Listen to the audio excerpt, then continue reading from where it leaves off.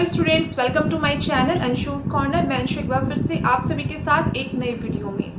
NEET 2024 देने के बाद एमएनएस एस्पिरेंट्स को वेट है कि अब वो एप्लीकेशन फॉर्म कब फिल कर सकते हैं ताकि वो कंप्यूटर बेस्ड टेस्ट यानी general intelligence and general English की प्रिपरेशन कर सकें।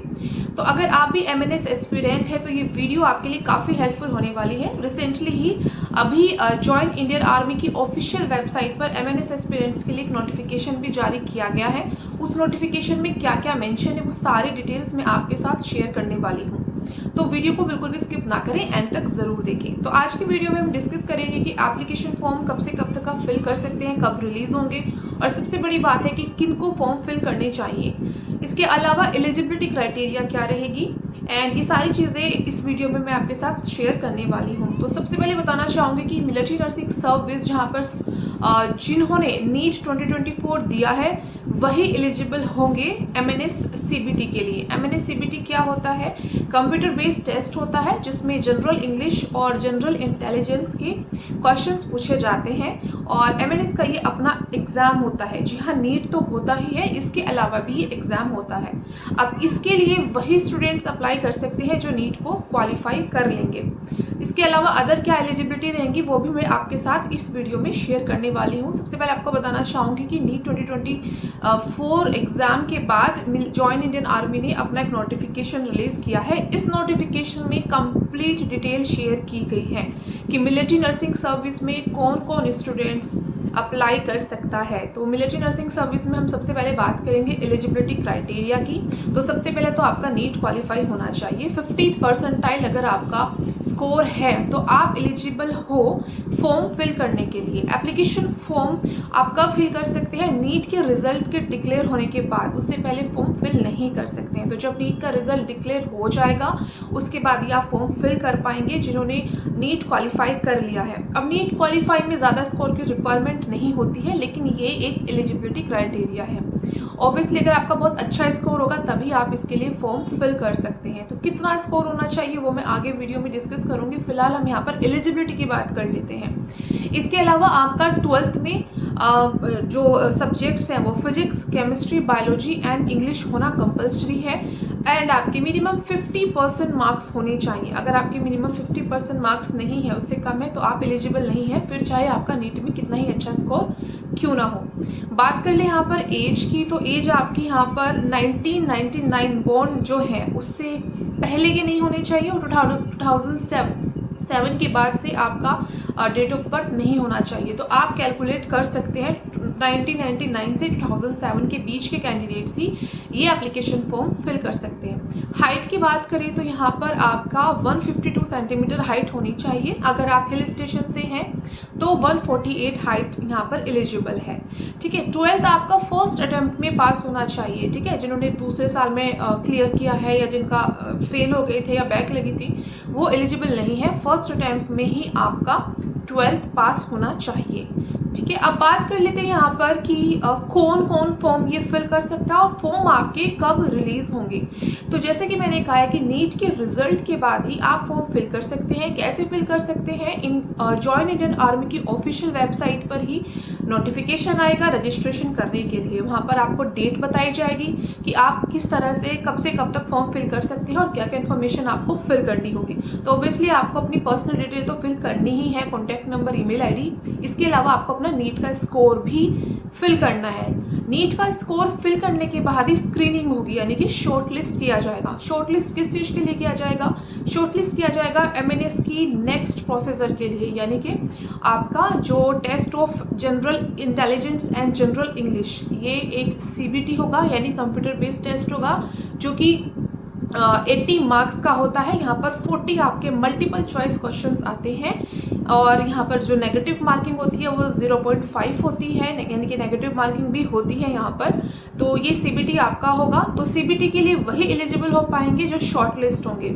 शॉर्ट लिस्ट का कैसे आपको पता चलेगा? ईमेल आपके पास आ जाएगा, आपको इन्फॉर्म कर दिया जाएगा, या फिर एक लिस्ट तैयार होकर के ऑफिशियल वेबसाइट पर अपलोड कर दी जाएगी। तो वहाँ पर आप अपना नाम, अपना जो रोल नंबर है वो आप चेक कर सकते हैं कि कौन कौन स्टूडेंट शॉर्ट लिस्ट हुए हैं कंप्यूटर बेस्ड टेस्ट के लिए। कंप्यूटर बेस्ड टेस्ट देने के बाद आपका आपका साइकोलॉजिकल असेसमेंट टेस्ट होगा, इंटरव्यू होगा और मेडिकल टेस्ट होगा। ठीक है, तो यहाँ पर जो आपका इंटरव्यू होगा उसमें जनरल नॉलेज के क्वेश्चंस, आपके इंटरेस्ट, आपकी हॉबीज़, करंट अफेयर्स, आपका 12th स्टैंडर्ड तक का कुछ भी क्वेश्चंस आपसे इंटरव्यू में पूछ सकते हैं। साइकोलॉजिकल असेसमेंट में कुछ ऐसे क्वेश्चंस आपसे पूछे जाएंगे जिससे आपका माइंडसेट, आपका कितना शार्प है माइंड आपका, वो आपका पता लग सके। तो इस तरह से ये सारी चीज़ें आपकी दिल्ली में होगी, बेस कैंप हॉस्पिटल में। एक पर्टिकुलर डेट आपको दे दी जाएगी, तो उस पर्टिकुलर डेट में ही आपका साइकोलॉजिकल असेसमेंट और इंटरव्यू और मेडिकल चेकअप हो जाएगा। तो इस तरीके से आपकी फिर मेरिट लिस्ट तैयार होगी। तो मेरिट लिस्ट खाली नीट के स्कोर के ऊपर नहीं रहती है, आपका सीबीटी में कितना स्कोर रहा है, आपका इंटरव्यू में कैसा परफॉर्मेंस था, आपका साइकोलॉजिकल असेसमेंट में कैसा परफॉर्मेंस था, आपके डॉक्यूमेंट्स पूरे हैं या नहीं है, आपका मेडिकल हेल्थ कंडीशन क्या है। तो ये सारी चीज़ों को देखते हुए ही एक फाइनल मेरिट लिस्ट तैयार होगी जिसमें 220 स्टूडेंट्स को सिलेक्ट किया जाएगा। जी हाँ, अगर आप आर्म फोर्स मेडिकल सर्विस के इंस्टीट्यूट से बीएससी नर्सिंग करना चाहते हैं तो यहाँ पर आपको जो सीट्स है टोटल वो 220 है। 220 फीमेल ही ये एडमिशन ले सकती है। तो यहाँ पर सबसे बड़ी एलिजिबिलिटी क्राइटेरिया जो मैं बताना भूल गई थी वो ये थी कि सिर्फ फीमेल स्टूडेंट ही मिलिट्री नर्सिंग सर्विस के लिए अप्लाई कर सकती हैं। तो इस तरीके से आपको सेलेक्ट किया जाता है और टोटल इंस्टीट्यूट 6 है। कहाँ कहाँ पर है वो आप वीडियो में देख सकते हैं, पुणे, लखनऊ, महाराष्ट्र, दिल्ली। तो यहाँ पर ये इंस्टीट्यूट है, 6 इंस्टीट्यूट हैं, 220 आपकी सीट है।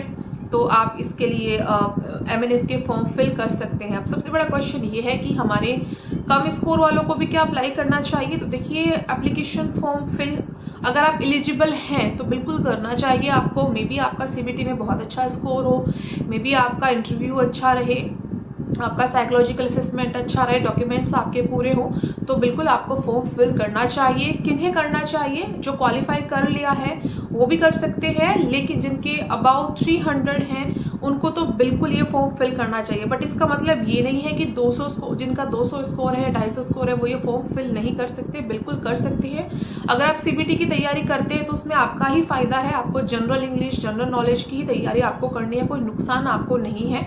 हाँ, थोड़ा एप्लीकेशन फीस आपको जमा कराना होगा, वो बहुत बड़ी अमाउंट नहीं होती है।